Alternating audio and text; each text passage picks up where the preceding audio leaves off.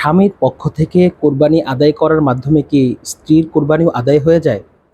আসসালামু আলাইকুম ওয়া বারাকাতুহু।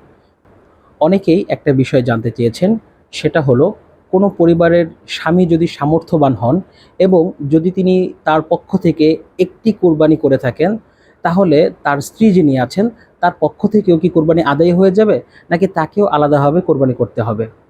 এই প্রশ্নের উত্তর জানার আগে চলুন আমরা পবিত্র কোরআনে কারিমের একটি আয়াত এবং একটি হাদিসের অর্থ জেনে আসি। পবিত্র কোরআনে আল্লাহ রাব্বুল আলামিন সূরা কাউসারে নবী করিম সাল্লাল্লাহু আলাইহি ওয়াসাল্লামকে উদ্দেশ্য করে বলেছেন, বিসমিল্লাহির রহমানির রহিম, ফাসাল্লি লিরাব্বিকা ওয়ানহার। হে নবী, আপনি আপনার প্রতিপালকের জন্য নামাজ আদায় করুন এবং কুরবানি করুন।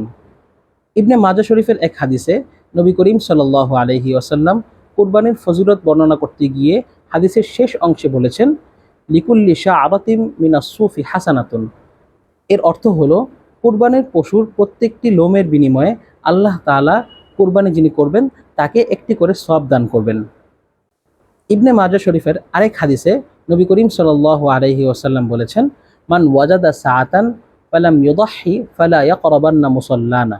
হাদিসের অর্থ হলো, যদি কারো সামর্থ্য থাকা সত্ত্বেও তিনি কুরবানি আদায় না করেন, তাহলে সে যেন আমাদের ঈদগাহের কাছেও না আসে। উপর উল্লেখিত আয়াত এবং হাদিসগুলো থেকে আমাদের কাছে একটি বিষয় খুব স্পষ্টভাবে প্রতীয়মান হচ্ছে, সেটা হলো কুরবানি অনেক গুরুত্বপূর্ণ একটি আমল। এই জন্য যার উপর কুরবানি ওয়াজিব হয়েছে তিনি যদি কুরবানি আদায় করেন, তাহলে সেই কুরবানির পশুর প্রতিটি লোমের বিনিময়ে আল্লাহ তাআলা তাকে একটি করে সওয়াব দান করবেন। ঠিক একইভাবে যদি কারো ওপর কুরবানি ওয়াজিব হয় আর তিনি কুরবানি আদায় না করেন, তাহলে তার ব্যাপারেও হাদিসে কঠিন সতর্কতা এসেছে। উপর উল্লেখিত আয়াত এবং হাদিসগুলোকে যদি আমরা সামনে রাখি, তাহলে সেখান থেকে আমরা বুঝতে পারি যে যদি কোনো ফ্যামিলিতে কোনো স্ত্রী সামর্থ্যবান হন, তাহলে তাকেও আলাদাভাবে কোরবানি করতে হবে। সামর্থ্যবান স্বামীর কোরবানির দ্বারা তার কোরবানি আদায় হবে না। এখন একটা গুরুত্বপূর্ণ বিষয়, সেটা হলো আমাদের বাংলাদেশের প্রেক্ষাপটে দেখা যায় যে বাংলাদেশের মা বোনরা যারা আছেন তারা অধিকাংশই গৃহিণী হিসেবে থাকেন এবং তারা আলাদাভাবে কোনো উপার্জন করেন না, যার কারণে তাদের কাছে আলাদাভাবে কিছু টাকা থাকে না। কিন্তু তারা মোহরানা বা আরও অন্য অন্য বিভিন্নভাবে কিছু স্বর্ণ বা কিছু রূপার মালিকও হয়ে থাকেন, যেগুলোর মূল্যমান যদি আমরা বিচার করি তাহলে দেখা যায় যে সেই স্বর্ণ এবং রূপার মূল্যমান একত্রিত করলে 52.5 তোলা রূপার যে দাম, সেই দামের সমপরিমাণ হয়ে যায় এবং তাদের উপর কোরবানি চলে আসে। এখন প্রশ্ন হলো, তাদের কাছে তো নগদ টাকা নেই, তাহলে সেই ক্ষেত্রে তারা কোরবানিটা কীভাবে আদায় করবেন? প্রথম কথা হলো, কোরবানি যার উপর ওয়াজিব তাকেই আদায় করতে হবে। সুতরাং যদি কোনো মহিলার উপর কোরবানি ওয়াজিব হয়ে থাকে, তাহলে সর্বপ্রথম তাকেই আদায় করার চেষ্টা করতে হবে।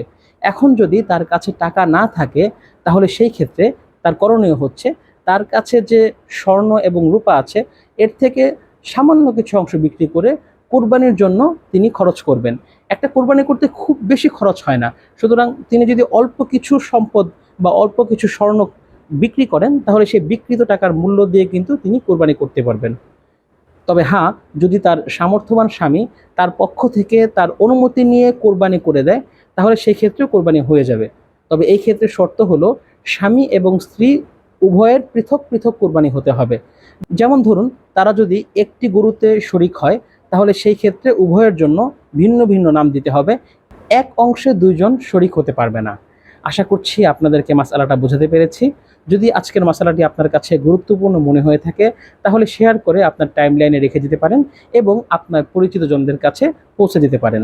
আল্লাহ তাআলা আমাদের সবাইকে সুষ্ঠুভাবে কোরবানি করার তৌফিক দান করুন। আমিন। ওয়া আখিরু দাওয়ানা আনিল হামদুলিল্লাহি রাব্বিল আলামিন।